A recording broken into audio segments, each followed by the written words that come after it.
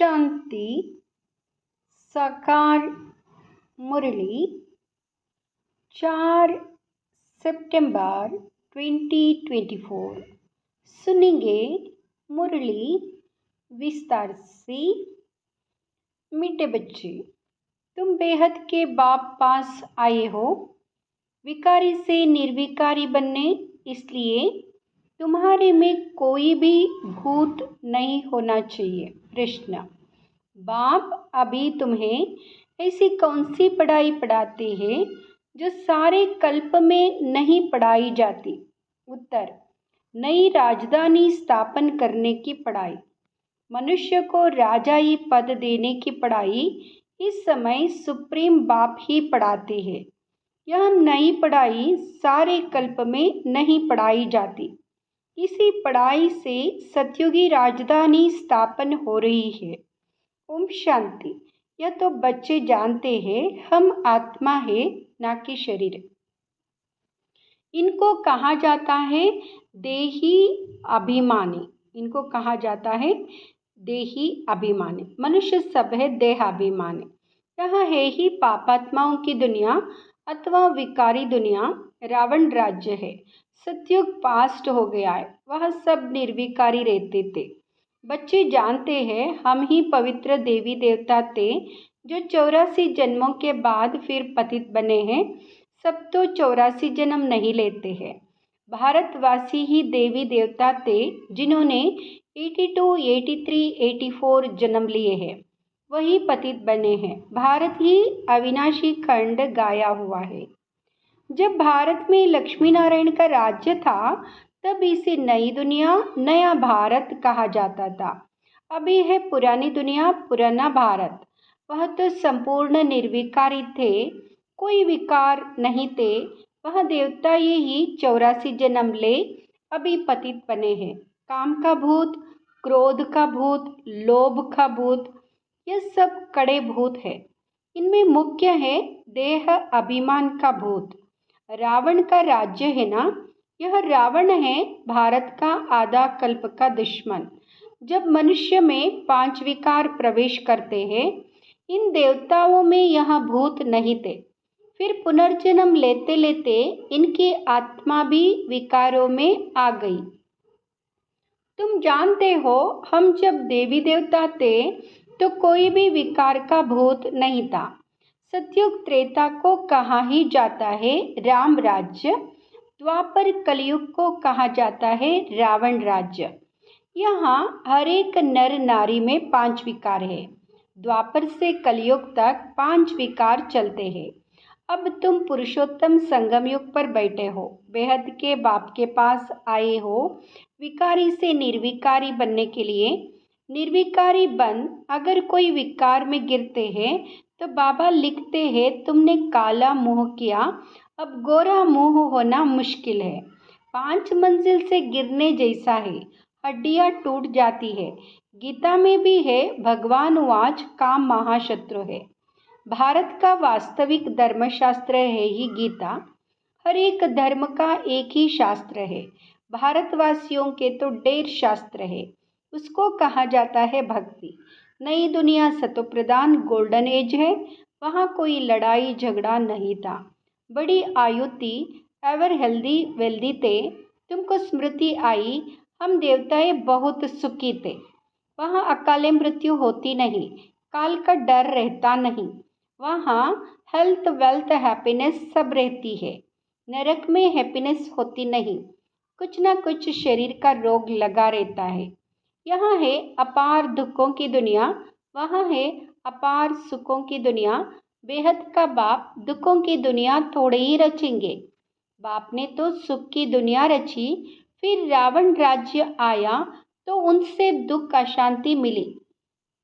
सतयुग है सुखधाम, कलयुग है दुखधाम। विकार में जाना गोया एक दो पर काम कटारी चलाना। मनुष्य कहते यह तो भगवान की रचना है ना, परंतु नहीं, भगवान की रचना नहीं, यह रावण की रचना है। भगवान ने तो स्वर्ग रचा, वहाँ काम कटारी होती नहीं। ऐसे नहीं दुख सुख भगवान देता है। अरे भगवान बेहद का बाप बच्चों को दुख कैसे देगा? वह तो कहते हैं मैं सुख का वर्षा देता हूँ, फिर आधा कल्प के बाद रावण श्रापित करते हैं। सतयुग में तो अथाह सुख थे, मालामाल थे। एक ही सोमनाथ के मंदिर में कितने हीरे जवाहरात थे। भारत कितना सॉल्वेंट था, अभी तो इंसॉल्वेंट है। सतयुग में 100% सॉल्वेंट, कलयुग में 100% इंसॉल्वेंट। यह खेल बना हुआ है। अभी है आयरन एज, खाद पढ़ते पढ़ते बिल्कुल तमोप्रधान बन गए हैं। कितना दुख है। यह एरोप्लेन आदि भी 100 वर्ष में बने हैं। इनको कहा जाता है माया का पांप। तो मनुष्य समझते साइंस ने तो स्वर्ग बना दिया है, परंतु यह है रावण का स्वर्ग। कलयुग में माया का पांप देख तुम्हारे पास मुश्किल आते हैं। समझते हैं हमारे पास तो महल मोटरें आदि है। बाप कहते स्वर्ग तो सतयुग को कहा जाता है, जब इन लक्ष्मी नारायण का राज्य था। अब इन लक्ष्मी नारायण का राज्य थोड़े ही है। अब कलयुग के बाद फिर इनका राज्य आएगा। पहले भारत बहुत छोटा था।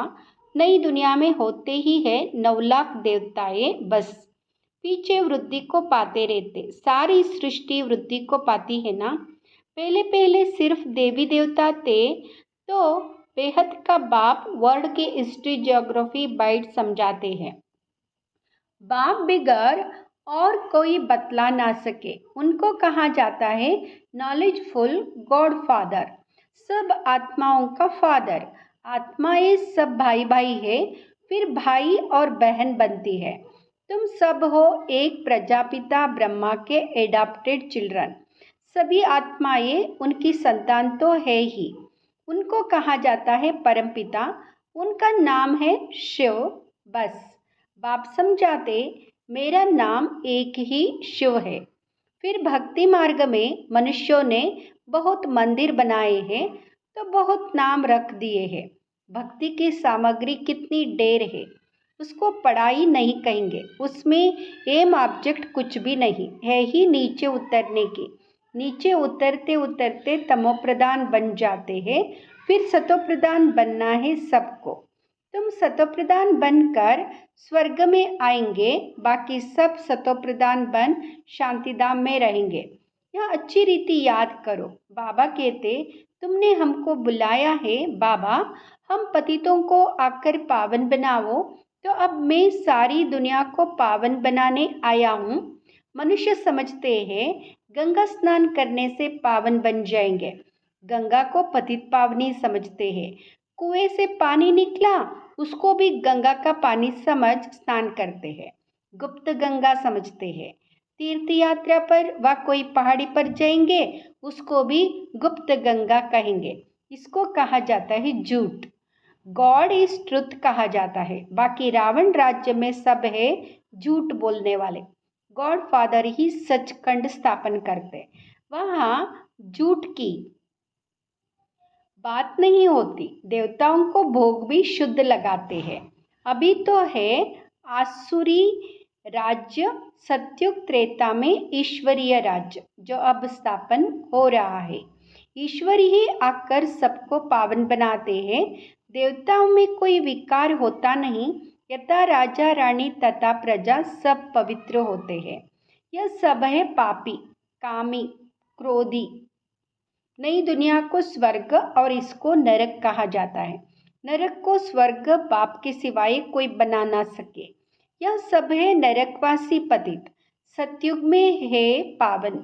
वहाँ ऐसे नहीं कहेंगे कि हम पतित से पावन होने के लिए स्नान करने जाते हैं।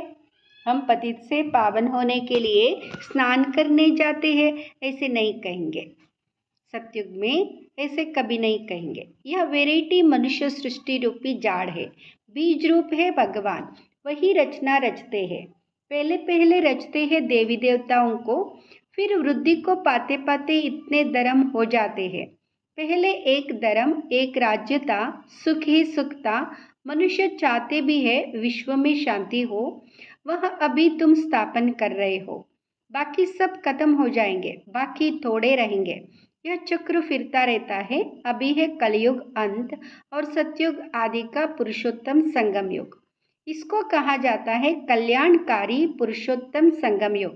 कलयुग के बाद सतयुग स्थापन हो रहा है। तुम संगम पर पढ़ते हो, इसका फल सतयुग में मिलेगा। यहाँ जितना पवित्र बनेंगे और पढ़ेंगे उतना ऊंच पद पाएंगे।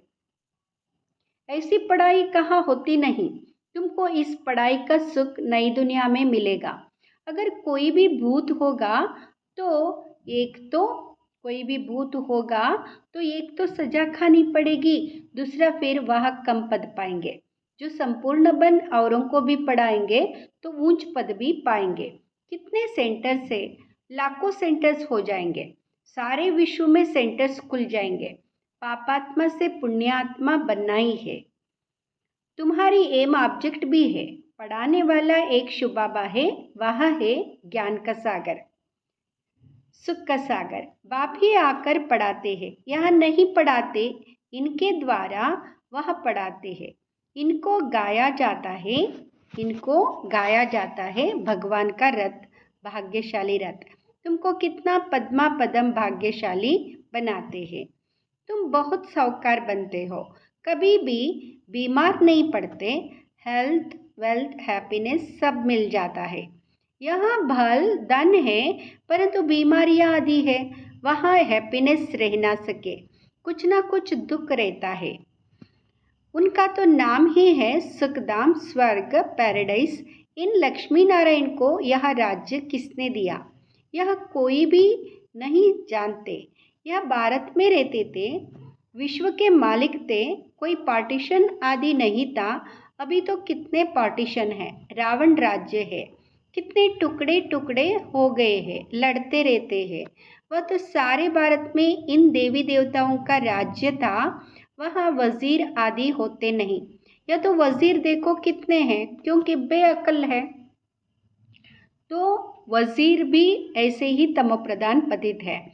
पतित को पतित मिले, कर कर लंबे हाथ कंगाल बनते जाते हैं, कर्जा उठाते जाते हैं। सतयुग में तो अनाज, फल आदि बहुत स्वादिष्ट होते हैं। तुम वहाँ जाकर सब अनुभव करके आते हो। सूक्ष्मोतन में भी जाते हो तो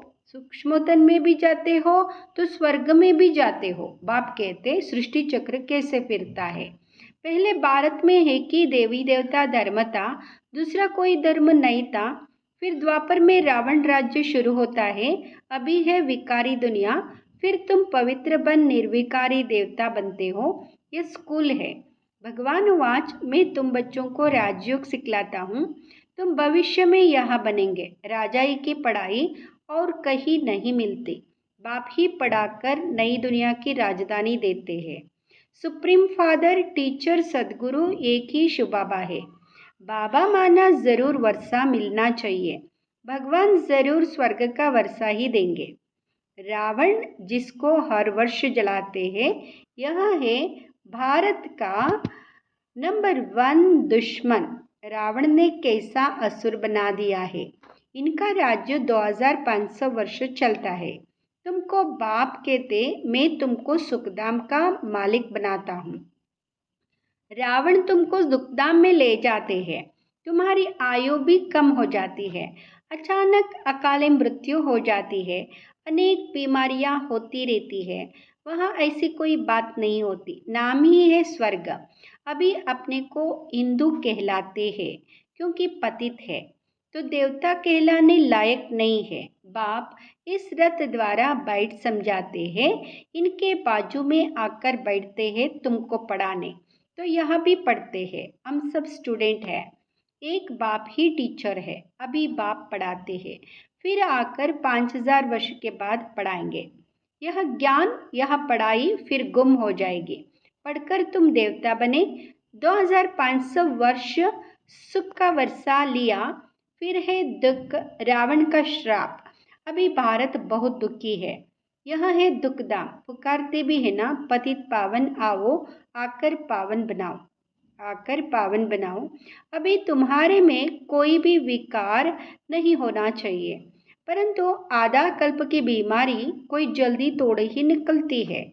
उस पढ़ाई में भी जो अच्छी रीति नहीं पढ़ते वह फेल होते हैं। जो पास विथ ऑनर होते वह तो स्कॉलरशिप लेते हैं। तुम्हारे में भी जो अच्छी रीति पवित्र बन और फिर दूसरों को बनाते हैं तो यह प्राइज लेते हैं। माला होती है 8 की, वहाँ है पास विद ऑनर। फिर 108 की माला भी होती है, वह माला भी सिमरी जाती है। मनुष्य इसका रहस्य थोड़े ही समझते हैं। माला में ऊपर एक फूल, फिर होता है डबल दाना मेरो। स्त्री और पुरुष दोनों पवित्र बनते हैं। यह पवित्र थे ना, स्वर्गवासी कहलाते थे। यही आत्मा फिर पुनर्जन्म लेते लेते अब पतित बन गई है। फिर यहाँ से पवित्र बन पावन दुनिया में जाएंगे। वर्ड के हिस्ट्री ज्योग्राफी रिपीट होती है ना। विकारी राजाएं निर्विकारी राजाओं के मंदिर आदि बनाकर उनको पूजते हैं, वही फिर पूज्य से पुजारी बन जाते हैं। विकारी बनने से फिर वह लाइट का ताज भी नहीं रहता है। यह खेल बना हुआ है। यह है बेहद का वंडरफुल ड्रामा। पहले एक ही धर्म होता है जिसको राम राज्य कहा जाता है, फिर और धर्म वाले आते हैं। यह सृष्टि का चक्र कैसे फिरता रहता है सो एक बाप ही समझा सकते हैं। भगवान तो एक ही है। अच्छा, मीठे मीठे सिकिलदे बच्चों प्रति माता पिता बाप दादा का याद प्यार और गुड मॉर्निंग। रूहानी बाप के रूहानी बच्चों को नमस्ते। हम रूहानी बच्चों की रूहानी माता पिता बाप दादा को याद प्यार गुड मॉर्निंग नमस्ते। शुक्रिया बाबा, शुक्रिया। धारणा के लिए मुख्य सार। फर्स्ट, स्वयं भगवान टीचर बनकर पढ़ाते हैं, इसलिए अच्छी रीति पढ़ना है। स्कॉलरशिप लेने के लिए पवित्र बनकर दूसरों को पवित्र बनाने की सेवा करनी है। दूसरा, अंदर में काम क्रोध आदि के जो भी भूत प्रवेश है उन्हें निकालना है। एम ऑब्जेक्ट को सामने रखकर पुरुषार्थ करना है। आज की मुरली से वरदान। माया की छाया से निकल याद की चित्र छाया में रहने वाले बेफिक्र बादशाह भाव। माया की छाया से निकल याद की चित्र छाया में रहने वाले बेफिक्र बादशाह भाव। बेफिक्र बादशाह भाव जो सदा बाप के याद की छत्र छाया के नीचे रहते, वो स्वयं को सदा सेफ अनुभव करते हैं। माया की छाया से बचने का साधन है बाप की छत्र छाया। छत्र छाया में रहने वाले सदा बेफिक्र बादशाह होंगे। अगर कोई फिक्र है तो खुशी गुम हो जाती है। खुशी गुम हुई, कमज़ोर हुए तो माया की छाया का प्रभाव पड़ जाता है, क्योंकि कमज़ोरी ही माया का आह्वान करती है। माया की छाया स्वप्न में भी पड़ गई तो बहुत परेशान कर देगी, इसलिए सदा छत्र छाया के नीचे रहो। स्लोगन। समझ के स्क्रू ड्राइवर से अलबेलेपन के लूज स्क्रू को टाइट कर सदा अलर्ट रहो। समझ के स्क्रू ड्राइवर से अलबेलेपन के लूज स्क्रू को टाइट कर सदा अलर्ट रहो। ओम शांति।